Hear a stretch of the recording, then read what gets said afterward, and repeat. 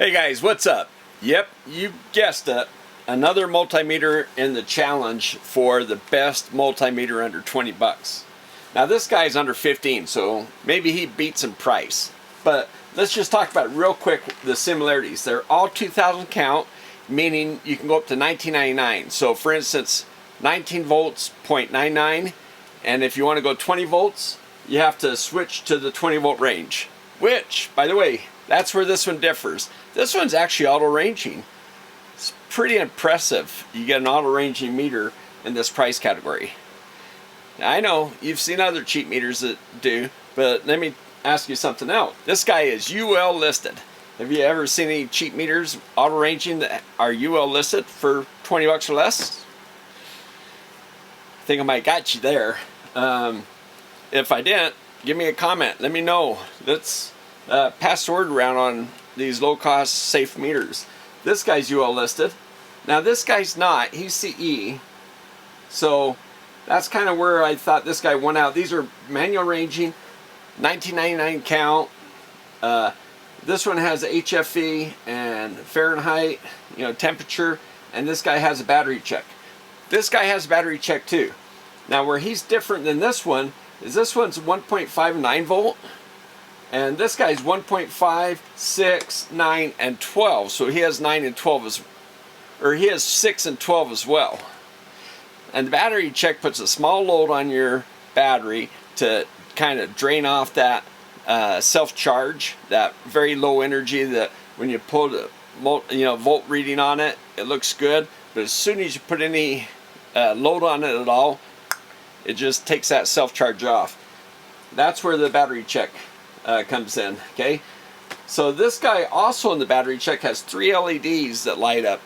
I think it's green, yellow, and red being the bad one, of course. Now if none of those lights light up and the voltage reads really low here, then it's because the battery's so low it can't even light up a LED.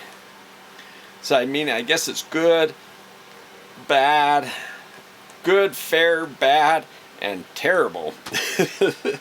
So, alright, so what else? This guy's Cat 3, which is kind of impressive.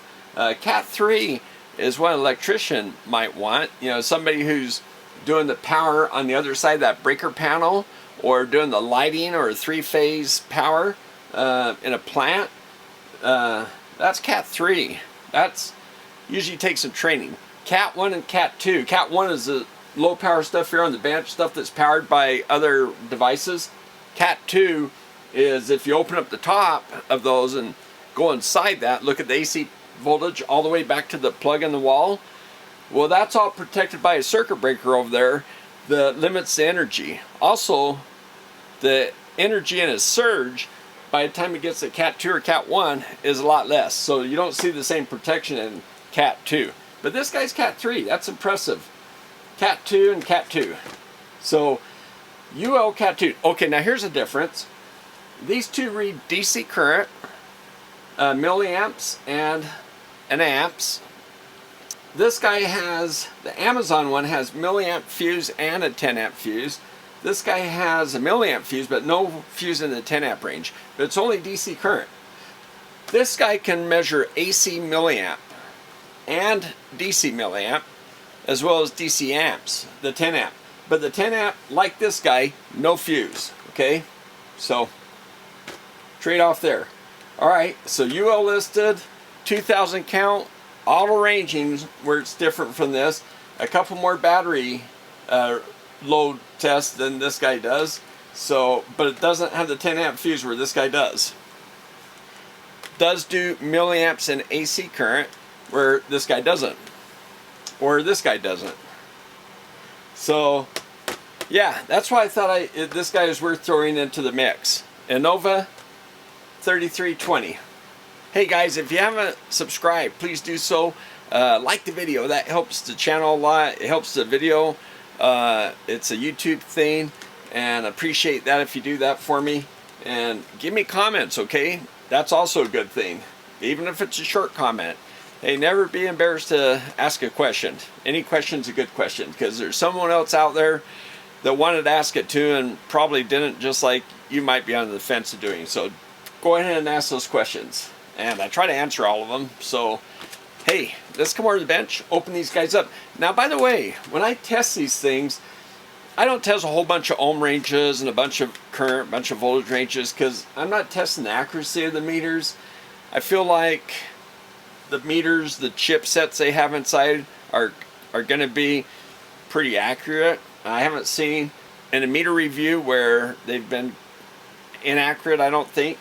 So I like to explain the continuity thing, what continuity is, and where the accuracy really falls, and how it's important. So I'm going to put a voltmeter on these and a current, run through them, and I'm going to show you where the accuracy is really important, okay?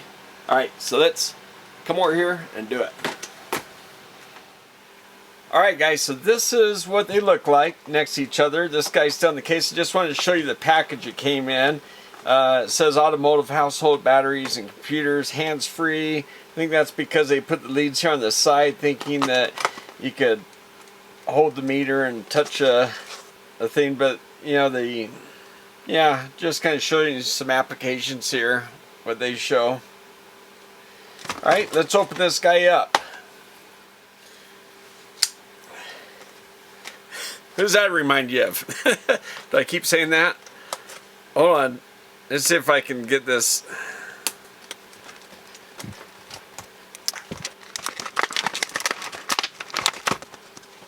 Thought there might be a manual inside that was kind of thick.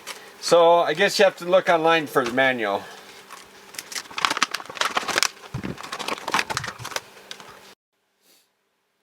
Alright, so the leads are very nice, very flexible. I think they're silicone.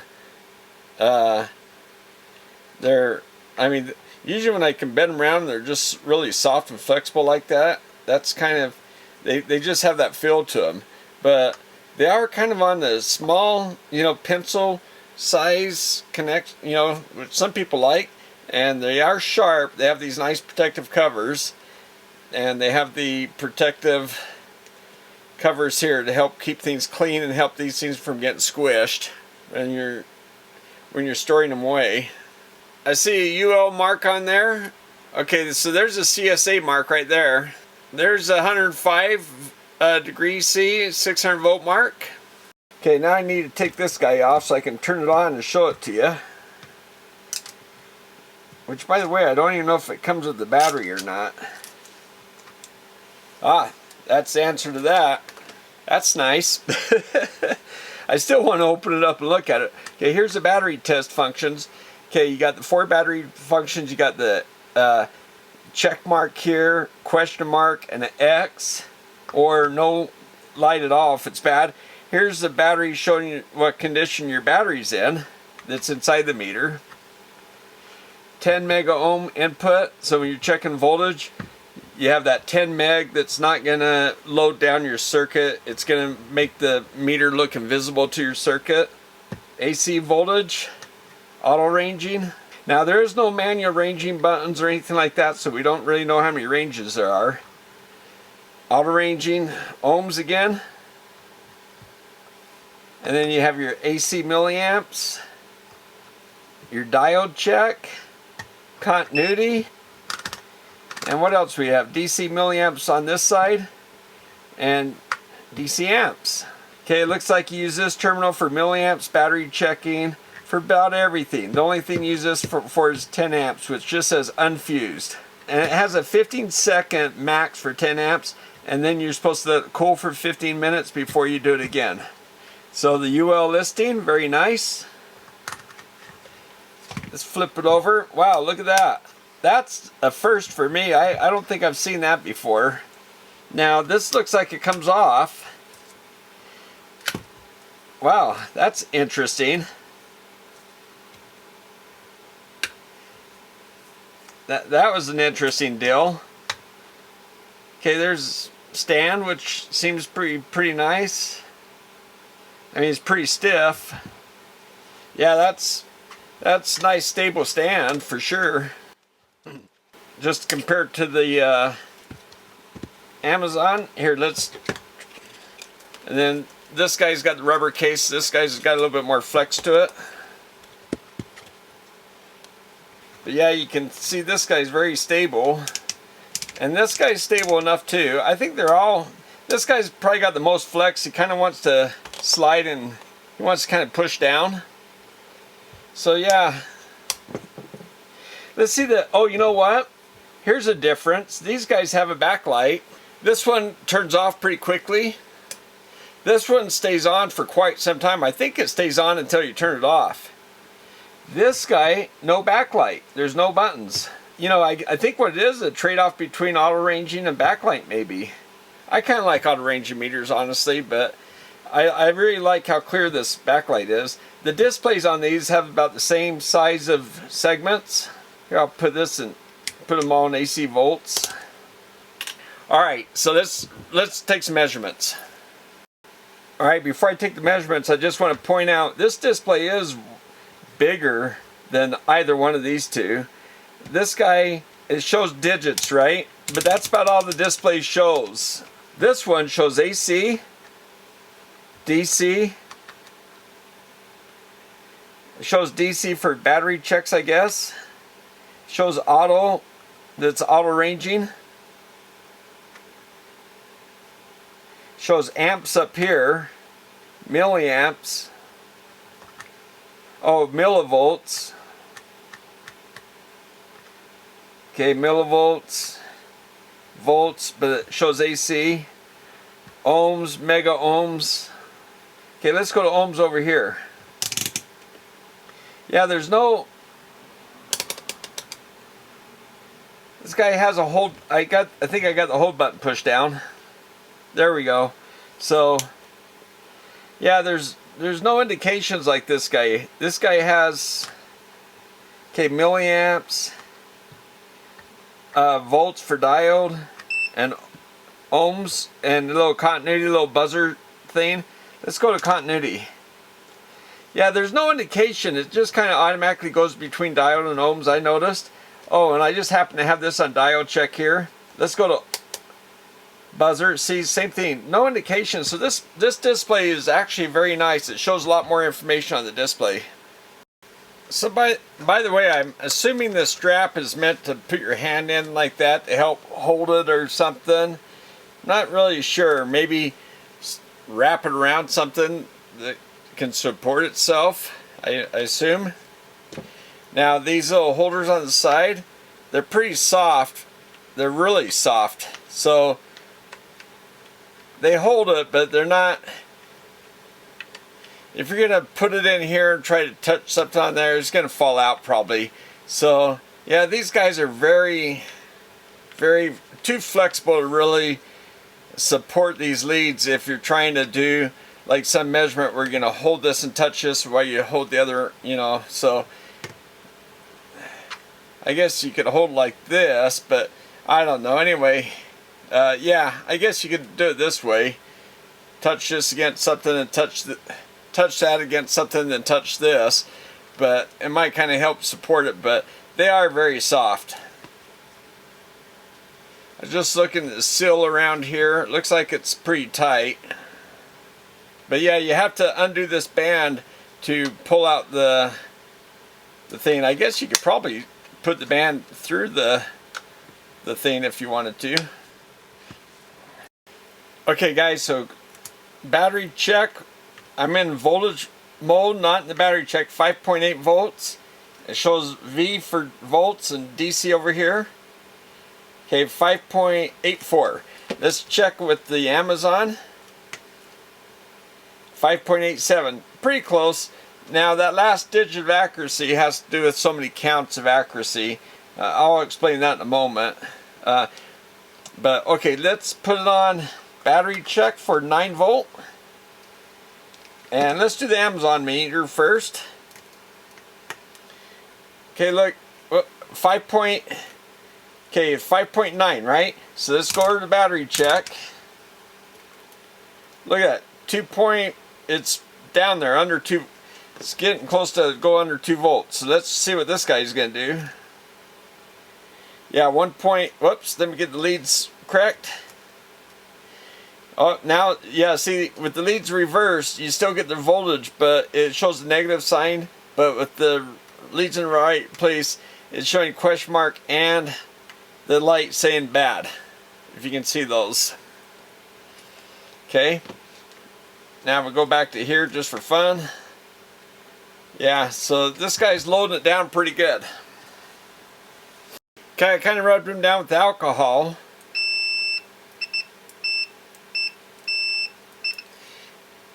I find if I go by this little groove, if I touch those, I don't know if it's the edges on the grooves that make contact, but when I go like this, when I do this, it seems to work a lot better. Okay, now you know what? The thing is the meter is only under 20 bucks. Now if you use some leads that cost as much as the meter, okay, probe masters, right? Yeah, so if you want to invest in leads that cost as much as the meter, then get continuity check that does that. But you know what? I always think it's kind of crazy when I see people, yeah, if you do it fast like that, I mean, what the heck? It's not fast enough to pick that up, right? But who does continuity that fast? I think that's nuts when I see that. I've never done continuity tests that fast myself. Usually if I'm doing continuity, I'm going on a connector, I'm going on a cable, and I'm touching one point, purposely going touching the other point, purposely touching. I don't go down a bunch of pins and go, you know, because what's that going to tell you? If you really want to know the continuity, you got to go purposefully touch them. So to me, that's fine. And the sound is, I think the audible sound is loud enough too, and not too loud. Okay, let's put this guy on continuity, and just for comparison, side by side, it's got a different pitch. Side by side, this guy, maybe it's not as loud. Maybe if you're working in a lab with other people, maybe this one's not quite as loud.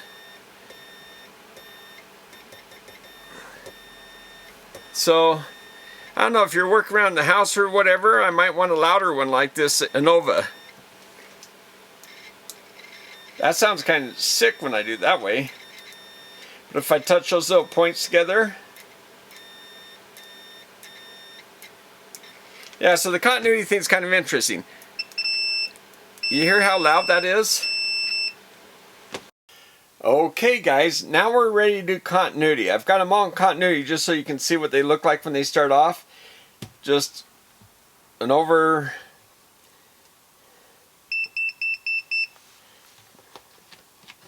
Okay, kind of beeped at me. Hey, by the way, these feel, you know, pretty good. The Amazon definitely has the best, like, positive clicking between ranges.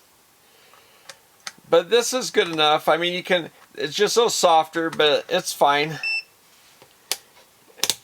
And this guy's pretty positive too. It's not quite as like locking as this one feels, but yeah, they're all kind of fine. But this Amazon definitely has the harder clicking between positions.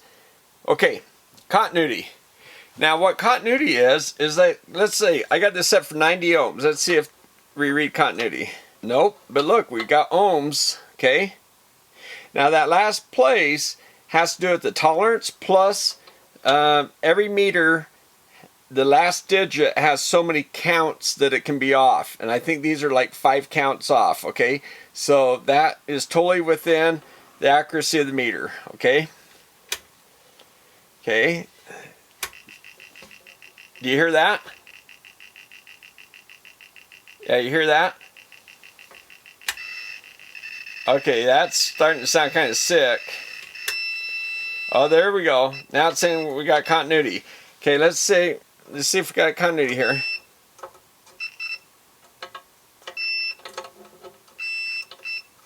A little bit on the screechy sound, but right around 50 ohms, you're getting a good continuity check. So see, if you're checking a cable and you're wondering if you got a short from here to there, it might not be telling you that you're under 1 ohm like you think. It's just telling you you have continuity, like some low ohms, which in this case is probably anything under 70 ohms. Let's say 60 ohms maybe. Now that sounds pretty sick. So you might hear something, but yeah, you'll know 50 ohms or less, you'll kind of know. Let's check out the Amazon and see how it compares. Nope, but it does read it, so that's neat. It's in continuity. It's 4.9. There's no decimal point like you had over here. Now if we went over to ohms, see 200 ohms is the lowest scale, but we do get the extra digit. But in continuity, it goes like to the 2000 ohm range. Okay, now let's go down. Still no continuity buzzer. Nope, 29 ohms. Okay, now I can hear it there. With the Amazon, it's pretty much definite. Like 1 ohm setting. Nope. The other, yes. This one kind of in between a couple ranges, you got kind of a sick sound, and at 50 ohms or less you got it. So this one is around 20 ohms. It's saying you have continuity. Okay, this one I did another video. It was pretty sick even when I shorted the leads. Alright guys, I had to zoom out so you could see the screw up here. So let's say I'm taking continuity and I want to, this guy here, this binding post should be tied to the housing, right? So let's say I go to the binding post, and it is. You don't check continuity like this, guys.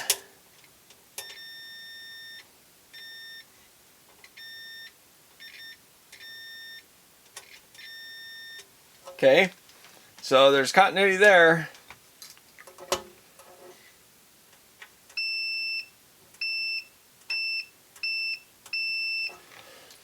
Alright, well, there we go. Alright guys, I know you wanted to listen to this one, so let's see. Now the surprising thing is I just tested this out, and here I'm going to tilt this to make sure you can see the display. Okay, I'll put it on this side. These sides are connected to each other. Listen to that. The sickness sound seemed like it went away. I don't know what the heck happened. Maybe it was just sweeping this across a few times. Maybe it fixed that sickness sound I had before. Can you hear that? Okay, now if I go 70 ohms, no. 60, and look, it's reading it. Oh, listen how loud that is. And then it goes to the quiet sound. So yeah, it goes, sometimes it's really loud. That's kind of strange. There's a quiet one. There it goes.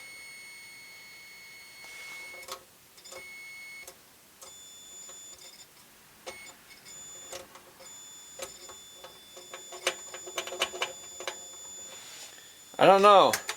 Yeah, anyway, it's around 50, 60 ohms, right around 50 ohms where it sets off.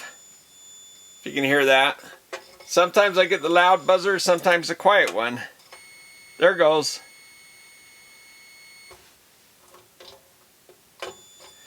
Yeah, there's something going on with that buzzer. Alright guys, so let's do some low current readings, okay? I'm using this Fluke because it's got a microamp range. That's all it has, so once we get out of microamps, we're going to have to remove it. But I got this just to compare. Now these two guys have 2 milliamp ranges. They call this 2000 microamps, 2 milliamp. This guy, auto ranging, but it looks like 20 milliamp. See, if I move this guy, see the decimal point over? This one's missing the decimal point on that section right there. If I go down 20 milliamp, see that? They all look the same. So these guys are probably going to read lower current. Right now we're getting about 0.8 microamps. Let's bring it up just a little bit. There we go. Okay, now let me explain. Power's right here. My plus minus my power supply. The plus goes in the plus here. and then it comes out, it goes in the, there's a 10 amp range, goes in the milliamp range here, comes out the common, goes in plus, common, plus, common, plus, and then back to the power supply, okay, to the black one. All right, so let's just bring them up. Okay, look at that, 17, 16, 17, so, okay, and this guy is starting to see it shows about 10 microamps if I had to read that. Okay, 20 microamps, 26, 26, so, yeah, not too bad. I mean, if you can read down to 20, 10, you know, even 10 microamps, that's pretty darn good. That's, I mean, these are impressive, but I think 10 microamps is about, I don't know. I mean, if you're looking at leakage in a car, really, under 10 microamps or so. But, yeah, here we go. There's 40. But they do have the advantage of going a little bit lower, these two here. But look at the auto range. That's kind of nice. Okay, we're coming up. Okay, I want to show you something. Okay guys, so what I'm doing is I've got this meter here set for millivolts, okay? DC millivolts. What I want to show you is something called burden voltage. There's a little resistor in each one of these meters that their current's going through that resistor, you know, and you've seen them. They're those little shunts.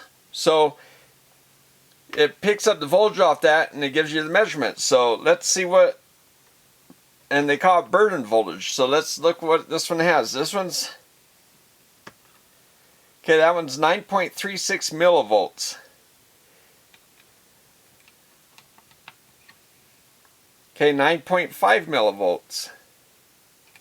Now you could divide that by the current and come up with the ohms, but okay, so they're pretty similar, right? Look at that, it's only 0.14 millivolts. This guy is in a different range, so watch this. If I take one of these guys, okay, 9.5, right? If I go that 20 milliamp range, see how it dropped down to 1? So now it's in the same range as this, but this one's a little bit lower, 0.15. It's about a factor 10. See that? So 1 millivolt and 0.15 millivolt. So this one has very little burden voltage on your system. So that's nice. I mean, that's a nice quality because, you know, you want to affect your circuit as little as possible, right? So let's check it on the fluke. And look at the fluke, 400 millivolts. That seems like quite a bit. That's a lot more than the rest of them, right? Well, that's because this guy has so much accuracy in the micro amp range. So it actually drops quite a bit of voltage so that it has a lot of accuracy. Well, that's good if you need accuracy in the microamps, but again, you know, depending on what you're reading in your circuit, that burden voltage or that ohmage that you're getting in here to create that could be maybe something you don't want. Just something to consider. Alright, just something to mention about accuracy. These have more accuracy. This last digit in any meter is always going to be the least accurate meter or reading, okay? Because you have the tolerance, the percentage, say 1%, plus you have so many counts in the last digit, say 5 counts. So that could be plus minus 5 counts right there. Right now they're reading very close, so that doesn't seem to be an issue, but here I'm going to bring the current up so we can see how these things range. I want to show you something.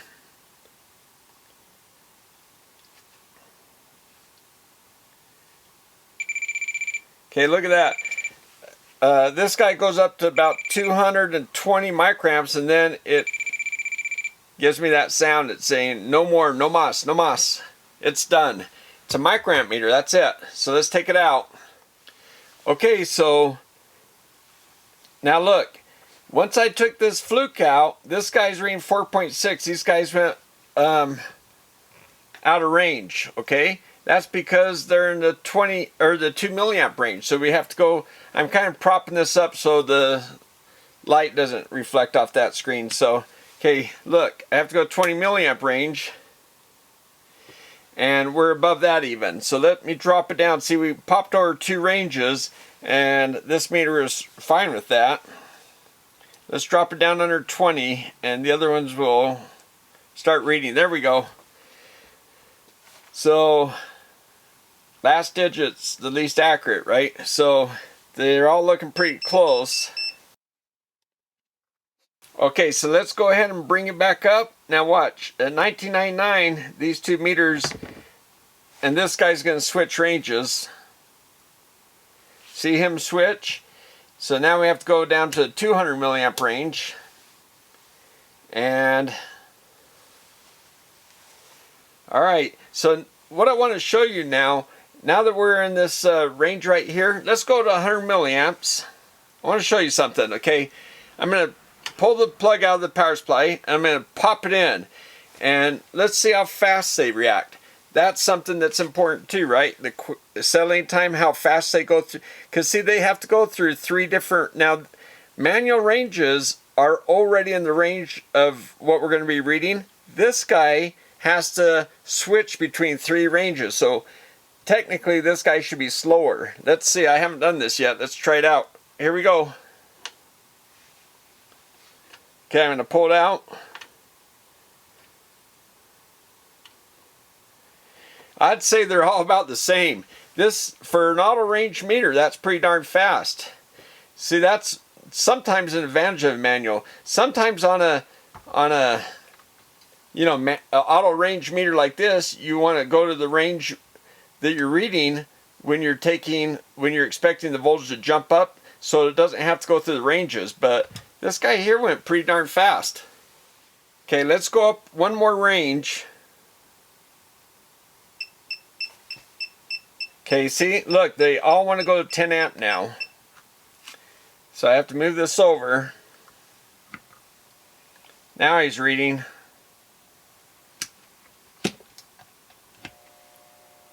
Okay, I just heard my power supply kick on. It's kicking out more amps. You know why? Less burn-in voltage, because we have a smaller resistor here. I'm going to turn down the power supply a little bit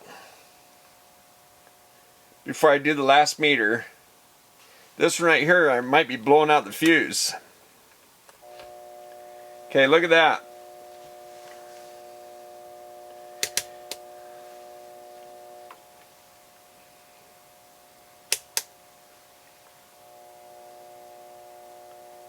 Okay, we're at 2.7 amps, and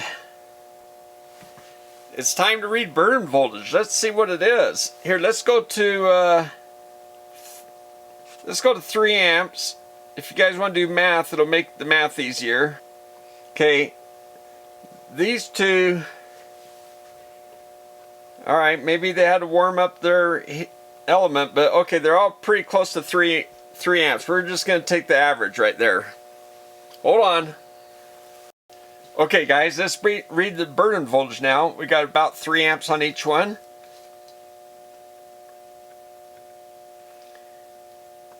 Whoops.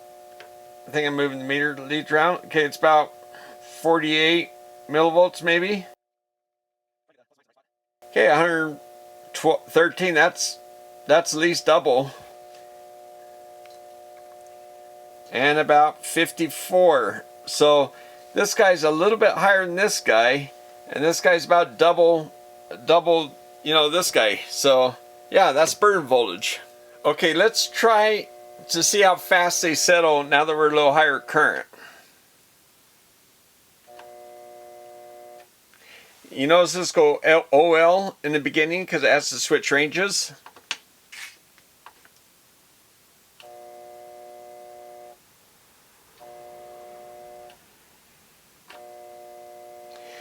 It's just a smidgen slower than these, but still, I think, impressively fast. Alright, so let's read some low voltage. Okay, again, 10 mega ohm, pretty high impedance. So they're all high impedance. The power supply is coming in to this meter, and they're all stacked up, and they're all in parallel. So fairly short banana plugs, but it doesn't matter. They're high impedance. It shouldn't make any difference who's closest to the source, right? Okay, there we are. We're about 9.7 millivolts. See, I like this. It actually says millivolts. It's auto ranging. Maybe that's why they actually had to have a display that would tell you where you are. It just occurred to me as I'm talking here. But it is nice that it has all this information.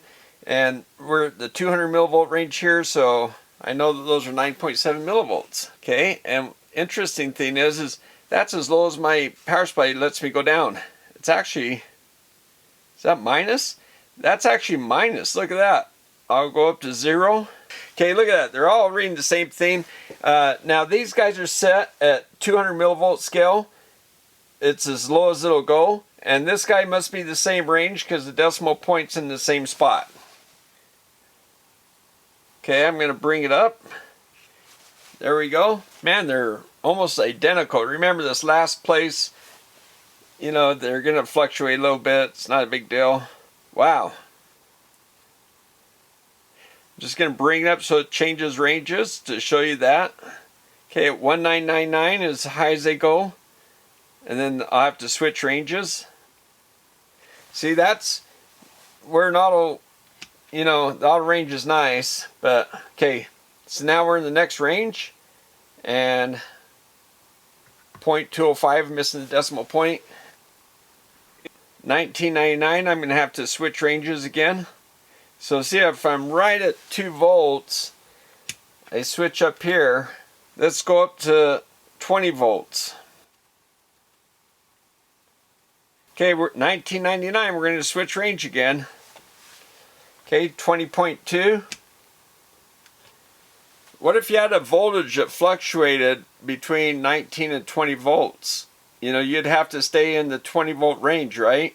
So now watch what happens if you go down to 19. Okay, what if the voltage drops down to something lower? What if all of a sudden it takes a dip down to 5 volts? This one I have 2 places. This I only have 1 place. This guy auto ranges. So if the voltage is moving around on you, an auto ranging meter can kind of keep up with that. Okay, so let's just go up to 20 volts again. Okay, let's just say we're at 24 volts. Now let me remove the leads and see how fast it reacts.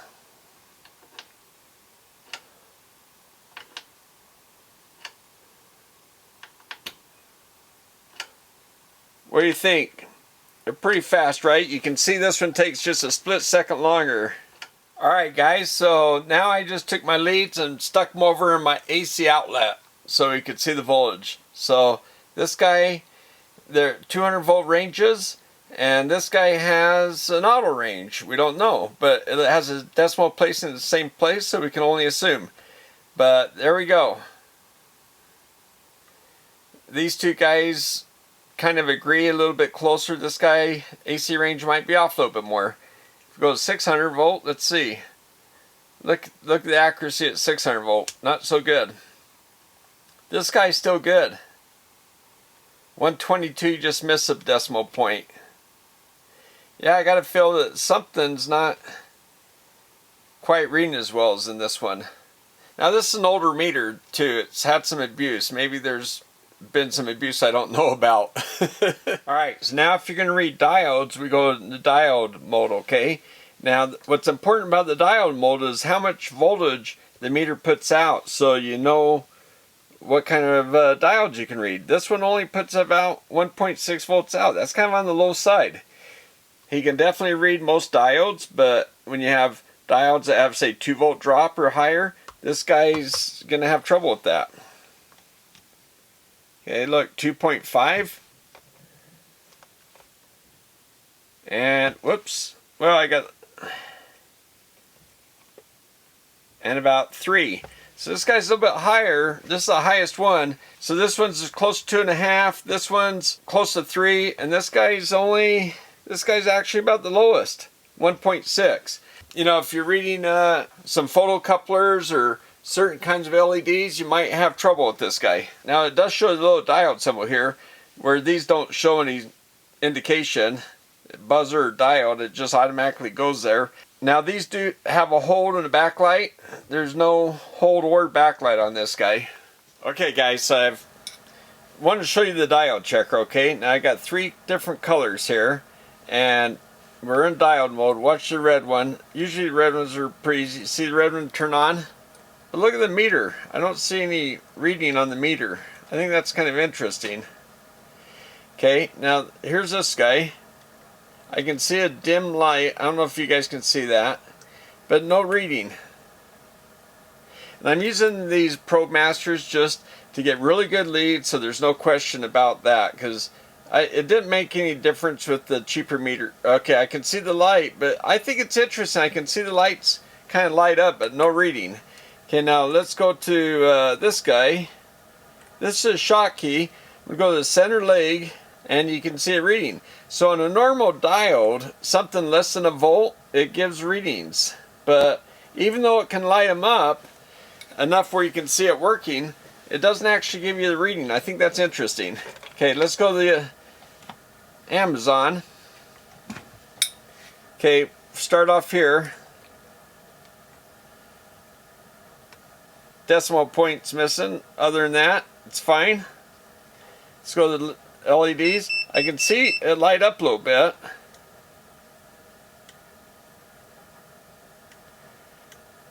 And it tries to give reading, but then it drops out. The red one lights up nice, but yeah, no reading. Same thing here. They all light up, but that's about it. Okay, now we'll try our Innova or whatever. There's nice reading. And we'll see, this is a double shot key in this package. That's why I'm checking both leads. Center is the cathode, the 2 outsides are the anodes. Okay, now let's go here. Okay, I don't know if I even see it. And I turned off one of my lights. You can probably tell it's a little bit darker, but I don't see anything. I don't see anything there either, I don't think. Yeah, I see, I barely see a light. Whoops. Timed out on me.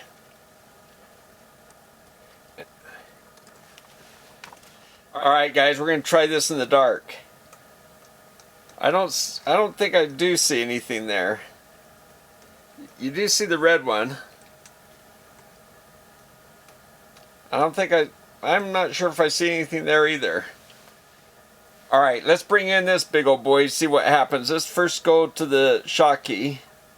Yep, no problem. I'm not going to bother myself with the other one. Okay, it's giving me a voltage reading. But I'm not sure if I see a light. Yeah, I see it. It's a dim light, and I see 1.7 volts. That's the way it should work. Bright light, 1.59. And I see the green one too, 179. So this guy does the whole deal. Alright, just for fun, I brought in the Habo test. It's an inexpensive meter too, and it's giving me the same thing. I can see the voltage. Look at the lights. I don't know if you can see all the lights, but it's giving me the voltage readings. That's the way it should work. So these other meters, I guess they just have a hard time with even though the voltage kind of shows up, I don't know if they put out enough current to light them up. Okay guys, so now I've got them set at ohms, okay, auto ranging, 200 ohm, 200 ohm. I've got 1 ohm resistor over here on my load bank. Okay, I'm going to connect it. Look at that. I think it's kind of interesting how long it takes to come up to 1 ohm. Then it settles in, and remember that last digit, you know, the accuracy that's there is like, yeah, you kind of got to give it a few places. So yeah, there's 1 ohm, and I'm probably moving around a little bit, but not that much, I don't think. Okay, let's go to the other meter. Okay, that was a little faster, right? Because it's not a auto ranging. But look, see the place right there, the decimal place?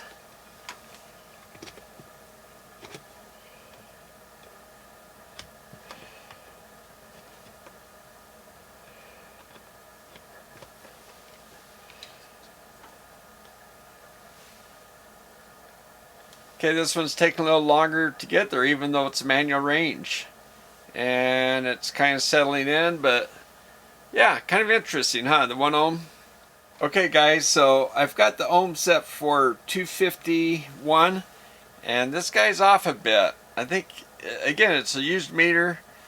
I think it's been abused a little bit.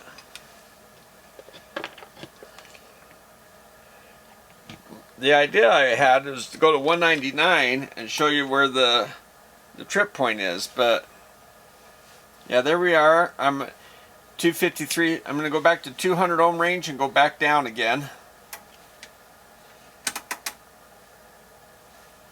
Okay, 191. That's correct. 199.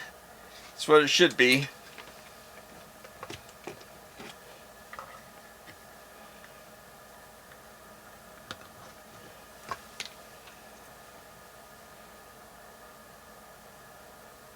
$199. Yeah, it just takes a moment for this guy to, on resistance range, to kind of calculate. Now if I let go and touch again, yeah, it just takes a couple seconds for the ohmage to settle in. Here, I'll just go to 10K plus that other resistance. 1026. See how it kind of took a moment? Now manual ranging, I can go right to the range where it should be, and it should go very fast. Yeah, so there you go. A little bit difference in manual versus auto. The other ranges didn't seem like it affected it much, but the ohm range does. The meter puts out a little bit of current and reads the drop it has, so that's how it reads ohms, and so the manual ranging ohms is faster. The other ranges didn't seem like it mattered so much. Okay guys, so here's the scary part. Is it scary? I'm set at 500 volts. This is kind of a mega ohm meter. It's an insulation tester. Kind of a trade name is mega ohm or high pot, but it's an insulation tester. It's going to be 500 volts. So I push this and I'm in DC volts, and this guy is Cat 2 to 600 volts DC or AC. So is it? Let's try it out.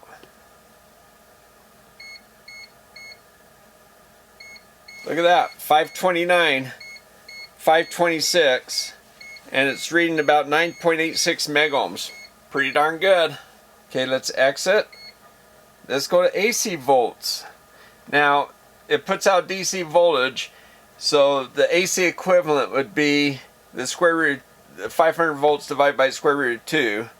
But let's see. Now, we're not going to see any voltage here because it's DC, but still, we're going to check the isolation of this meter to see if it truly is designed safely for 500 volts. Let's give it a go. Here we go.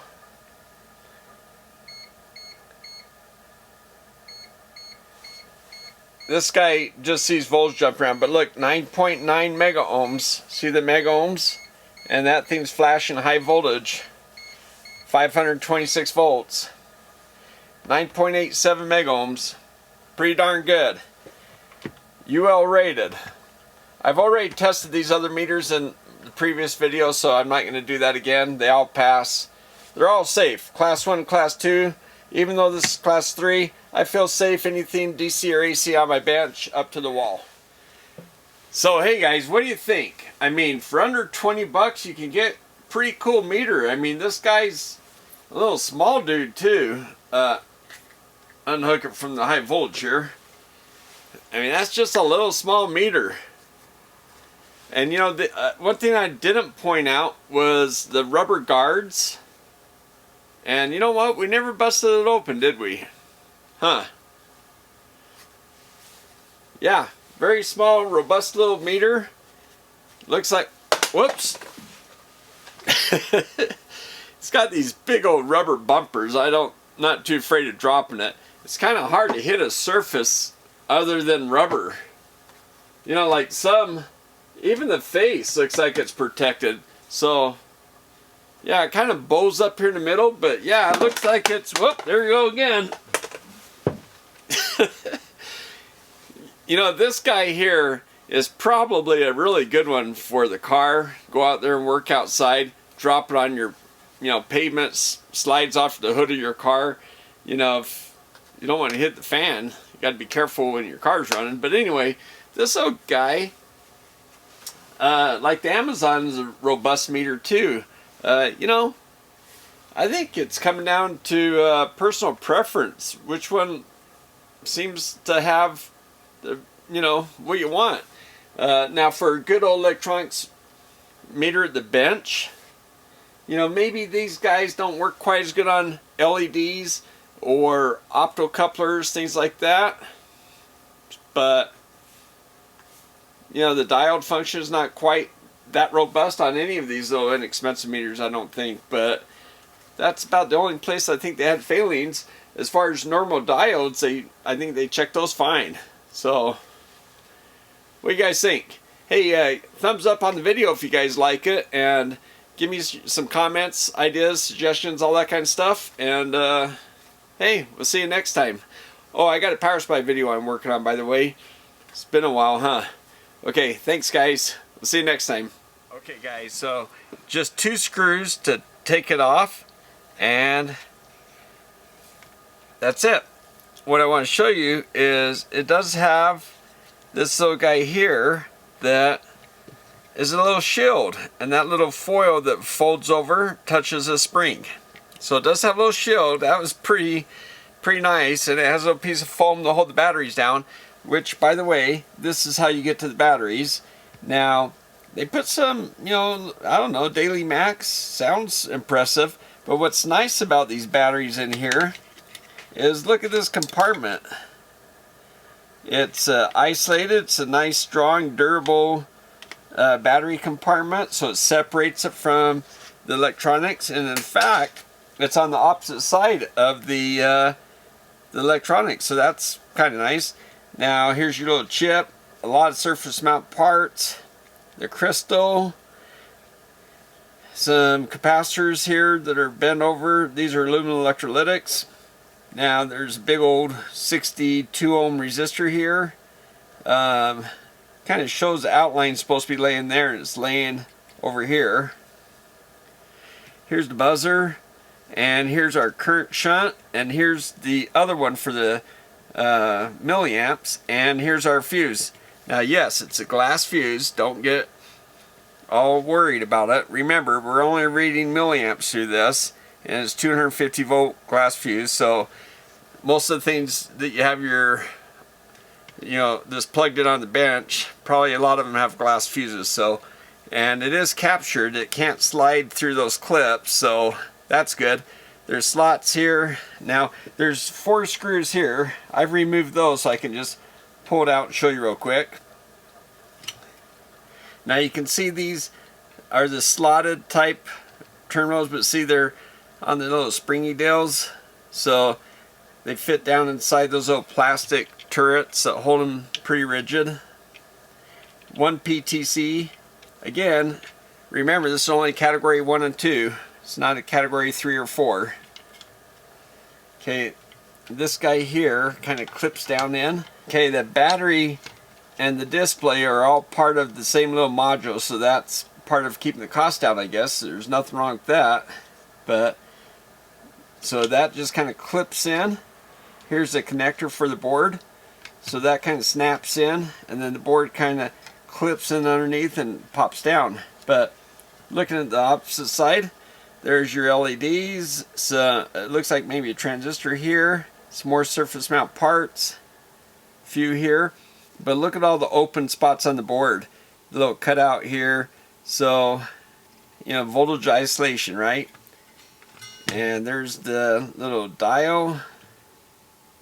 There are vias in the tracks, but inexpensive meter, what do you expect? So yeah, here's our little light pipes down there. We did the voltage test at 500 volts, so this is UL rated or listed. See how these little guys fit down inside here? So, oh, one more thing to point out is the little walls here. It doesn't have the tongue and groove type, but the shape of this thing, the plastic's really rigid, really strong. You can see how I'm pushing on it. Very rigid. And it does have a fair amount of plastic down here, and again, very rigid. This case is super strong. I don't see any indications of what type of plastic it is, but it's very strong plastic. Has the double insulation here and the voltage warning. But yeah, I don't know what kind of plastic that is, guys, but it is very rigid plastic, and this rubber that's kind of molded into it, it's kind of interesting how you can see the little, how it's molded into it. But yeah, that's a very soft rubberish outside. You can see how soft this is. But again, yeah, especially the weight of this, it's not super light, but yeah, it's not super heavy either, where, you know, it seems like any surface it hits, it's going to be okay.